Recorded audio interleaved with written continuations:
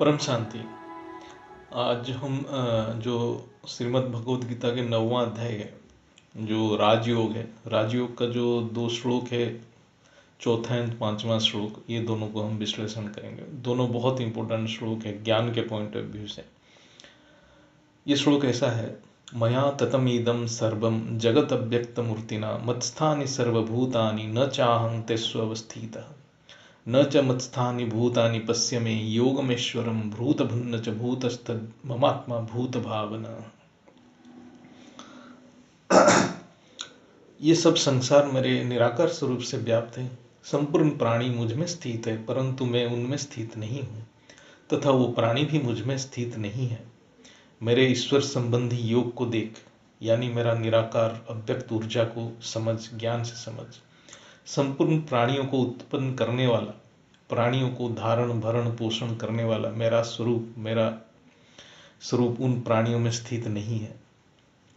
यानी मेरी जो ऊर्जा है, जो डायरेक्ट ऊर्जा है, जो निकलता है, उसको कोई समझ नहीं सकता है, ना उसको कोई धारण कर सकता है।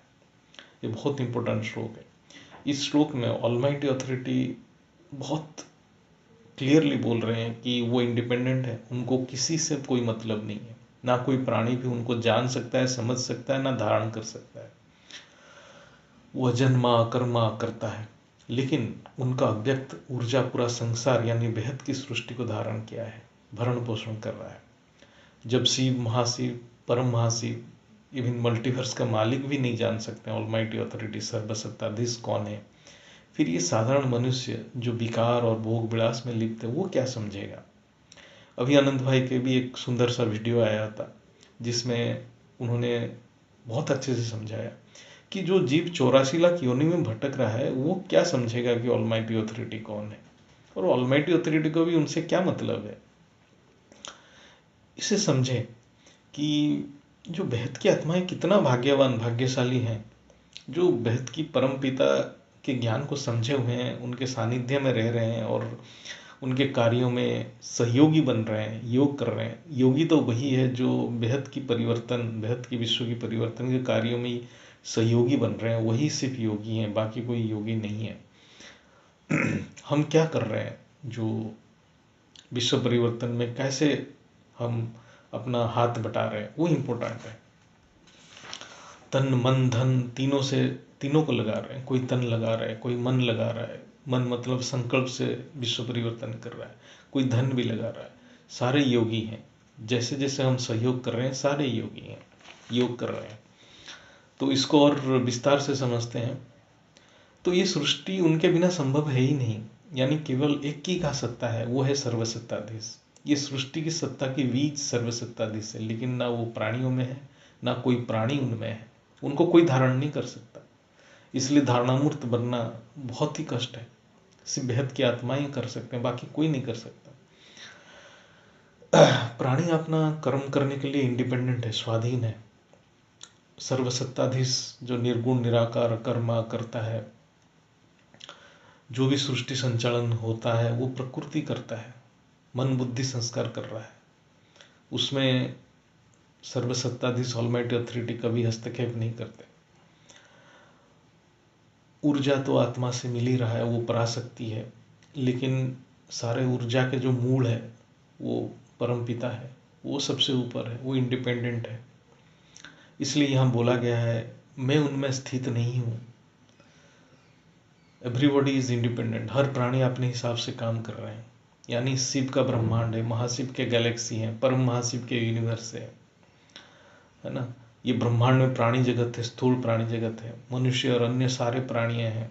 ये सारे जो शिव, महाशिव, परम महाशिव भी सब इंडिपेंडेंट है, सब अपना सृष्टि रचना में लगे हुए हैं। सर्वसत्ताधीश उनमें नहीं है, ना ये कोई भी सृष्टि के प्राणी सर्वसत्ताधीश में स्थित है, मतलब कोई उनको धारण नहीं कर पा रहा है। स्थूल प्राणी जगत को देखेंगे, सारे जन्म मृत्यु के चक्कर में फंसे पड़े हैं। शिव, महाशिव, परम महाशिव को देखेंगे तो वो सर्जन विसर्जन चक्र से निकल नहीं पा रहे। तो इसलिए यहाँ बोला गया है कि कोई भी मुझ में नहीं है, यानी जो भी उनमें होगा, जो उनको धारण करेगा, तो वो अविनाशी बन जाएगा, अविनाशी परम धाम में चला जाएगा। प्राणी जगत यानी जीव के अंदर जो जिसके भी अंदर प्राण शक्ति या ऊर्जा काम करे वो प्राणी है। उसको समझ ही नहीं है सर्वसत्ताधीश कौन है, वो अपने हिसाब से कर्म करे जा रहा है। तो सर्वसत्ताधीश के सामने, ऑलमाइटी अथॉरिटी के सामने शिव महाशिव परम महाशिव भी जीव है, तो साधारण मनुष्य के क्या बात करें जो जन्म मृत्यु से निकल नहीं पा रहे। तो ये जो श्लोक के हिसाब से जो है, इसमें बताया गया कि कौन ऑलमाइटी अथॉरिटी जो बेहद की ज्ञान को धारण कर पाएगा, उनके ऊर्जा को धारण कर पाएगा, वो बहुत इंपॉर्टेंट है।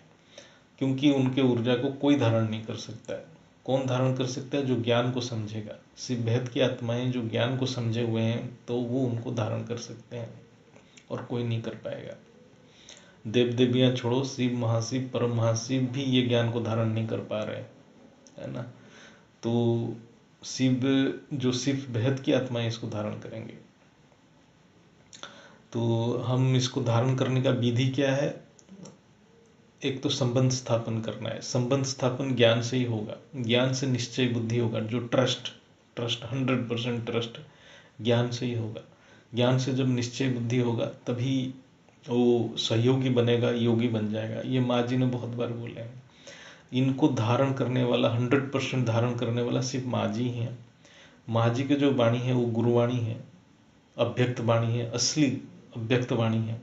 उसको समझना और ज्ञान को समझना, ज्ञान को तभी समझ पाएगा जो गुरुवाणी को समझेगा।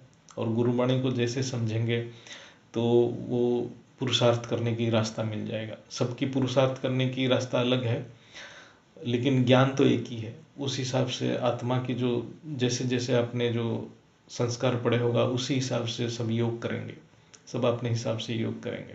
लेकिन योग की विधि के जो मूल मंत्र ये माँ जी के पास है। वो माँ जी के वाणी ही मूल मंत्र है जो ज्ञान को समझाता है। तो जब बेहद की बाप के साथ, परम सत्ताधीश के साथ प्रेम की संबंध स्थापन हो जाता है, और प्रेम की संबंध स्थापन ज्ञान द्वारा ही होगा, और जैसे संबंध स्थापन होता है तो वो आत्मा योगी, सहयोगी, सहरे बन जाएगा और बापू जी के रूप को धारण कर पाएगा।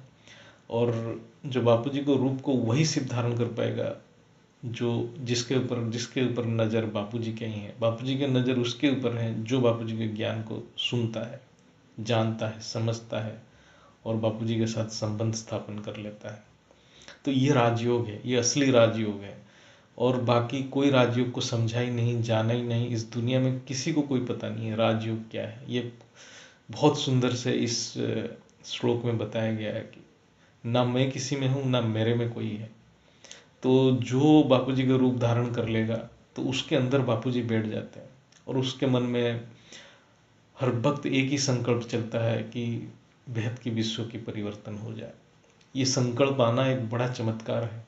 जब वो आपके मन के अंदर ये संकल्प बार बार चलता रहेगा, तब हम समझ जाएंगे कि हमारे अंदर बापूजी हैं। और ये संकल्प के अलावा और कोई भी संकल्प आ जाता है तो इसका मतलब हम अभी भी पक्का नहीं है, हमें और भी पुरुषार्थ करना है। परम शांति। माँ जी बापू जी के चरण स्पर्श नमन। परम शांति, बेहद की परम परम महाशांति है, महाशांति की परम शांति सोचो, बोलो परम शांति। Join us daily for live meditation, 10 p.m. to 11 p.m. on YouTube Live. Subscribe now. Website www.paramshanti.org. Email us anant@paramshanti.org. Like, share, subscribe. Join today. बेहद की